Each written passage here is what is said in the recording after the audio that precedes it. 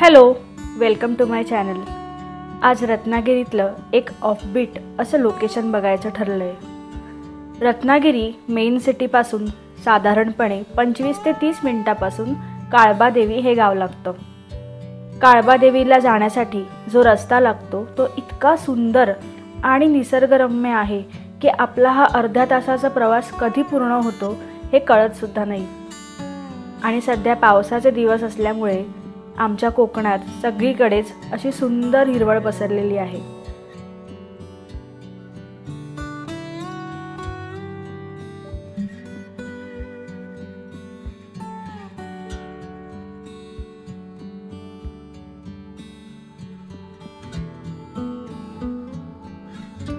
काळबादेवीला जाताना आधी आपल्याला वाटेत साखरतर हे गाव लागतं। आता आपण साखरतरच्या पुलावरून जातोय आणि लवकरच आपण काळबादेवी या गावात पोहोचू।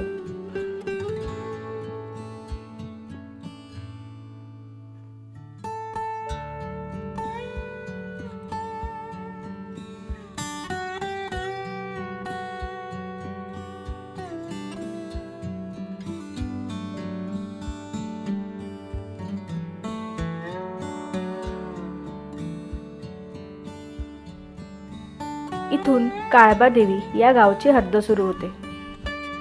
तुम्ही बघू शकता किती सुंदर आहे हे गाव। रस्त्याच्या दोन्ही बाजूंना झाडे आहेत आणि अगदी स्वप्नातलं गाव कसं असतं तसंच हे गाव आहे।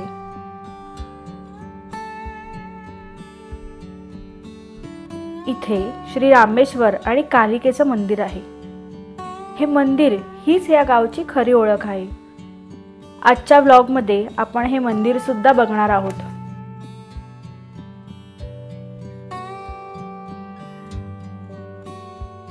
आता आपण मंदिराच्या बाहेर असलेल्या प्रवेशद्वाराजवळ पोहोचलो आहोत। तुम्ही बघू शकता की इथे वातावरण किती शांत आणि प्रसन्न करणारं आहे।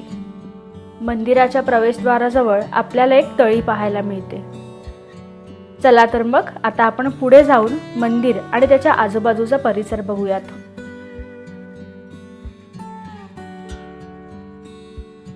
श्री रामेश्वर मंदिराच्या आधी श्रीदेवी कालिकेचं मंदिर आहे। आम्ही जेव्हा इथे आलो तेव्हा इथला परिसर बघून खूपच खुश झालो। मंदिराच्या प्रवेशद्वारासमोर काळबादेवीचा समुद्र किनारा आहे आणि मंदिराच्या उजव्या बाजूला एक सुंदर आणि मोठी तसंच स्वच्छ अशी खाडी बघायला मिळते।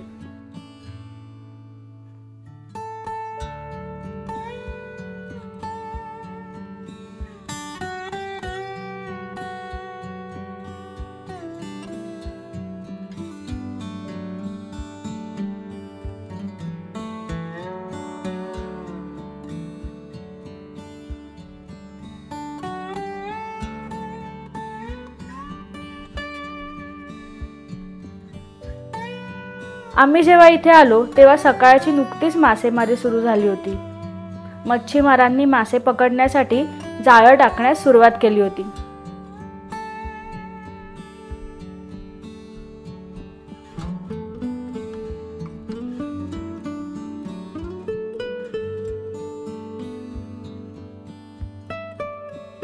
मंदिराचं बांधकाम बऱ्यापैकी जुन्या काळातलं आणि मजबूत आहे। सुमारे 100 वर्षांपेक्षा जास्त इतिहास या रामेश्वराच्या मंदिराला लाभलेला आहे। मंदिराच्या आवारात अतिशय स्वच्छता आणि पवित्रता राखलेली गेली आहे। तुम्ही कधी रत्नागिरीत आलात तर या रामेश्वर देवस्थानाचं दर्शन घ्यायला नक्की या। श्रीदेव रामेश्वर आणि देवी कालिकेचं दर्शन घेऊन आम्ही निघालो इथला समुद्र किनारा बघायला। रत्नागिरीतल्या लोकप्रिय समुद्र किनाऱ्यांपासून हा किनारा लांब असल्यामुळे इथे माणसांची गर्दी फार कमी होती। त्यामुळे साहजिकपणेच इथे फिरायला अजूनच मज्जा येत होती।